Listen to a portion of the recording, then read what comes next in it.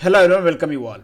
ये जो मैं क्वेश्चन डिस्कस करने वाला हूँ यहाँ पे, ये आप में से ही किसी ने मुझसे पूछा था कि एनपी और एआईपी दोनों में डिफरेंस क्या होता है। आपने अगर नोटिस किया है तो किसी किसी व्हीकल पे लिखा होता है एनपी, जिसका मतलब होता है नेशनल परमिट, और किसी किसी व्हीकल पे मेंशन होता है एआईपी, मतलब ऑल इंडिया परमिट।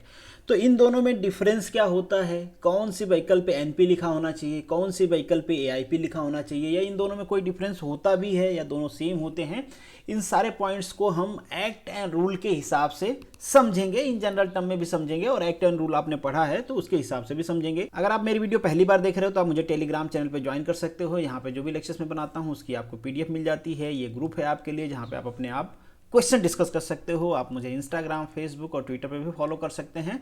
तो चलिए शुरू करते हैं वीडियो को। Educating today for better tomorrow. तो मेन टॉपिक पे जाने से पहले ये समझ लेते हैं कि परमिट क्या है। तो परमिट आपके मोटर व्हीकल एक्ट 1988 में मेंशन है, सेक्शन 2 के सब सेक्शन 31 में। परमिट की डिफिनेशन यहाँ पे मेंशन है। सिंपल लैंग्वेज में मैं आपको बता देता हूँ कि इसकी मीनिंग क्या है। यहाँ पे मेंशन किया गया है कि किसी भी व्हीकल को, किसी भी मोटर व्हीकल को एज आप ट्रांसपोर्ट व्हीकल यूज करना चाहते हो तो आपको परमिट की रिक्वायरमेंट होगी। ट्रांसपोर्ट व्हीकल, उम्मीद करता हूं आप सभी लोगों को पता होगा। सिंपल लैंग्वेज में कहा जाए तो किसी भी व्हीकल को अगर आप भाड़े पे यूज करना चाहते हो, अब भाड़े में भी कई सारी कैटेगरी होती है, वो आप यहाँ पे डिस्कस नहीं करेंगे। तो सिंपल आप समझ लो कि भाड़े पे यूज करना चाहते हो तो वहां पे आपको परमिट या फिर गवर्नमेंट या फिर ट्रांसपोर्ट अथॉरिटी से एथोराइजेशन की रिक्वायरमेंट होती है। इसके पीछे का रेशनल क्या है? आप सोचोगे कि मेरी प्राइवेट व्हीकल है, मैं लेके घूम सकता हूं बिना परमिट का, और जब उसको ट्रांसपोर्ट व्हीकल यूज कर रहा हूं तो फिर परमिट लेने की जरूरत क्या पड़ेगी? इसके पीछे का रेशनल ये होता है कि जब आपकी प्राइवेट व्हीकल है, केवल आप उससे ट्रेवल करते हो, आपके फैमिली वाले करते हो, तो आप सभी अपने कंडीशन, अपने टर्म्स एंड कंडीशन के हिसाब से उसमें ट्रेवल करोगे, कोई प्रॉब्लम नहीं है। बट जब 10 दूसरे लोग उसमें इन्वॉल्व हो जाते हैं, मतलब किसी का उसमें लगेज लेके जा रहे हो, आप किसी को बैठा के लेके जा रहे हो, भाड़े पे चला रहे हो, तो ये सब होगा। तो उनकी रिस्पॉन्सिबिलिटी होती है अथॉरिटी की, उनके सेफ्टी की, उनके सामान के सेफ्टी की। कहीं पे एक्सीडेंट हुआ तो कहाँ जाएंगे? Police station. किसी का सामान चोरी हो गया तो कहाँ जाएंगे? Police station. तो इन सारी चीजों को एक सिक्वेंशियल वे में एडमिनिस्टर करने के लिए गवर्नमेंट ने परमिट निकाला। जैसे परमिट देने से पहले बहुत सारे इंस्पेक्शन होते हैं, आपकी व्हीकल चेक की जाती है, आपके डॉक्यूमेंटेशन होते हैं, ये सारी चीजें होती हैं। इसके पीछे का ये रेशनल होता है। अब परमिट कई सारे टाइप्स की होती हैं, जैसे आप स्टेज कैरेज का परमिट ले रहे हो, आप कॉन्ट्रैक्ट कैरेज का परमिट ले रहे हो, प्राइवेट सर्विस परमिट ले रहे हो, गुड्स कैरेज का परमिट ले रहे हो। ये सारी परमिट्स हैं। अलग अलग जो मोटर व्हीकल एक्ट के सेक्शन है उनमें इनका प्रोसीजर मेंशन है, कैसे एप्लीकेशन देना है, कैसे ग्रांट्स होती हैं, ये सारी चीजें। अब अगर हम ब्रॉडली वे में बात करें परमिट को कितने टाइप्स की हो सकती है, वैसे परमिट जैसे मैंने यहाँ पे बताया बहुत सारे टाइप्स की हैं, बट अगर हम इन जनरल वे में बात करें, इन सारे परमिट को इंक्लूड करने की कोशिश करें तो 2 टाइप्स की हो सकती है ना। एक ऐसे व्हीकल को परमिट दिया जाए जिसमें केवल पर्सन, मतलब पैसेंजर ट्रेवल कर रहे हैं, और एक ऐसे व्हीकल को परमिट दिया जाए जिसमें केवल लगेज जा रही है। हाँ, थोड़ा सा यहाँ पे एक्सेप्शन होता है कि जब पर्सन जाएंगे, लोग जाएंगे तो खाली हाथ तो जाएंगे नहीं, उनके पास कुछ लगेज होगा, तो यहाँ पे परमिशन होता है। अब डेफिनेटली डिफरेंट व्हीकल पे डिपेंड करता है किसको कितना परमिशन दिया गया है, वो परमिट में मेंशन होता है, तो अपने साथ कुछ लगेज भी लेके जा सकते हैं। उसी तरीके से जो गुड्स कैरेज व्हीकल हैं, जिनको गुड्स कैरेज का परमिशन मिला है, वहाँ पे अटेंडेंट होगा, कंडक्टर होगा, ड्राइवर होगा। कोई डेंजरस क्वालिटी का गुड्स लेके जा रहे हैं या लिक्विड लेके जा रहे हैं तो वहाँ पे उसके सेफ्टी के लिए अगर कोई लगाया गया है तो वो होगा। तो इन शॉर्ट इनकी भी परमिशन होती है, बट एक एक्सेप्शन होता है, जितनी की परमिशन होगी वो आपके परमिट में मेंशन होगा। यही 2 परमिट होती हैं बेसिकली, और इन्हीं दोनों के डिफरेंस से आप समझ भी जाओगे कि नेशनल परमिट क्या होती है और ऑल इंडिया परमिट क्या होती है। अब इन दोनों को समझने के लिए हम चलते हैं सीएमबीआर के चैप्टर 4 में, जहां पे इनके बारे में मेंशन किया गया है। ये चैप्टर कहता है control of the transport vehicle. इसके रूल अगर 82 को आप देखते हो, जहां पे बात किया गया है टूरिस्ट परमिट के बारे में, और टूरिस्ट परमिट के बारे में एक जगह और बात किया गया है हमारे मोटर व्हीकल एक्ट के सेक्शन 88 के सब सेक्शन 9 में, जहां पे कहा गया है कि टूरिज्म प्रमोट करने के लिए गवर्नमेंट क्या करेगी, किसी भी व्हीकल को टूरिस्ट परमिट देगी, और tourist permit all over India valid होता है। तो जिन व्हीकल के पास टूरिस्ट परमिट होती है ना, वही अपने व्हीकल पे लिख पाते हैं एआईपी, मतलब all India permit. All India permit उन पे लिखा रहता है, बट ऐसा कहीं आपके एक्ट या रूल में मेंशन नहीं है कि उनको एआईपी अपने बॉडी पे लिखना ही होता है। आपको पता है कि जो भी चीजें होती हैं परमिट की, वहां पे मेंशन होता है कि क्या क्या चीजें आपको मेंशन करना होता है, तो ऐसा कुछ मेंशन नहीं है। मेंशन क्या है वहां पे, आपको ये लिखना होता है कि आपकी व्हीकल टूरिस्ट व्हीकल है। जैसे ही आप कहते हो कि आपकी व्हीकल टूरिस्ट व्हीकल है, according to the motor vehicle act 88 section का सबसेक्शन 9 कहता है कि आपके पास ऑल इंडिया परमिट हो गई।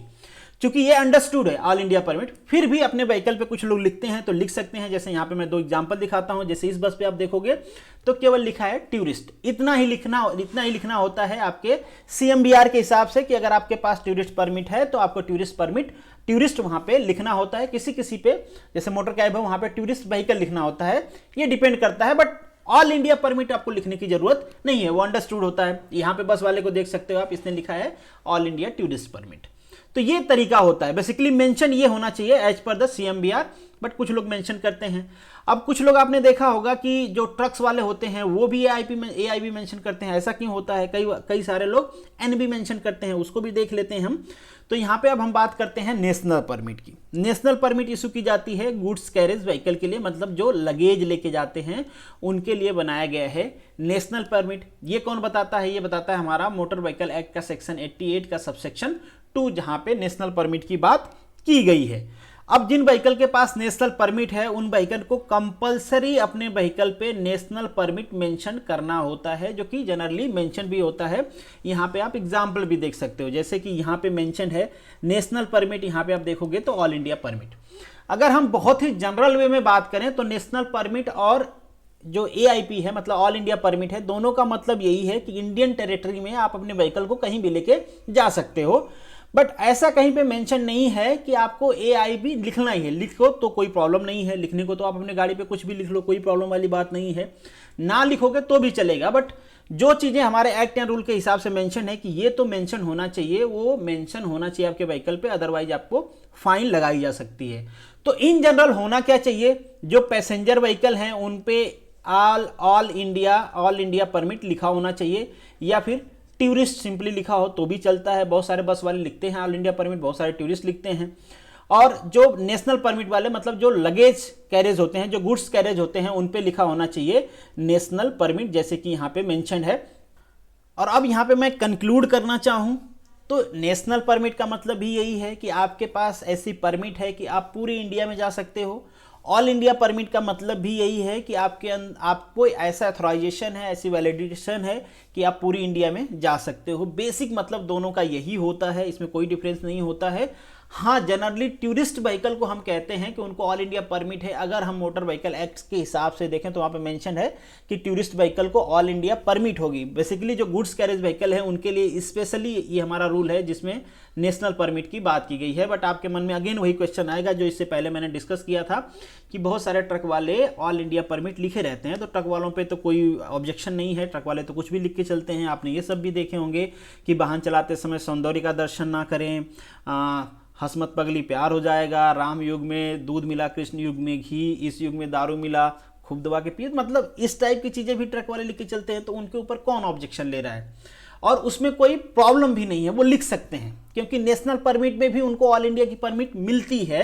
ऐसा कहीं पे रिस्ट्रिक्शन नहीं है कि पैसेंजर व्हीकल पे ही केवल मेंशन होना चाहिए ऑल इंडिया परमिट, कहीं पे रिस्ट्रिक्शंस नहीं है। इसका मतलब आप लिख सकते हो, यूज़ कर सकते हो, तो वो जनरली यूज़ किया जाता है। बट हाँ, अगर आपके पास नेशनल परमिट है तो अगर गुड्स कैरेज व्हीकल हैं तो NP लिखा होना चाहिए, ऐसा कहा गया है एज पर द CMBR। तो this is the end of this video. यहाँ पे एक सिंपल सा क्वेश्चन है, उम्मीद करता हूँ इसका आप आंसर दोगे। इसका आंसर जो होगा C करेक्ट होगा। कोई भी रजिस्टर ओनर परमिट के लिए अप्लाई कर सकता है, ऐसा नहीं केवल ऑर्गेनाइजेशन अप्लाई कर सकते हैं, ऐसा नहीं केवल इंडिविजुअल आदमी कर सकता है। कोई भी आदमी जिसके नाम से व्हीकल रजिस्टर है वो अपने नाम से परमिट के लिए अप्लाई कर सकता है। और परमिट बहुत सारे टाइप्स की होती है, जैसे मैंने आपको दिखाया, आपको जो परमिट चाहिए आप अप्लाई कर सकते हैं। तो this is the end of this video. Thank you so much for watching this. मिलेंगे नेक्स्ट वीडियो में, तब तक के लिए all the best, good luck.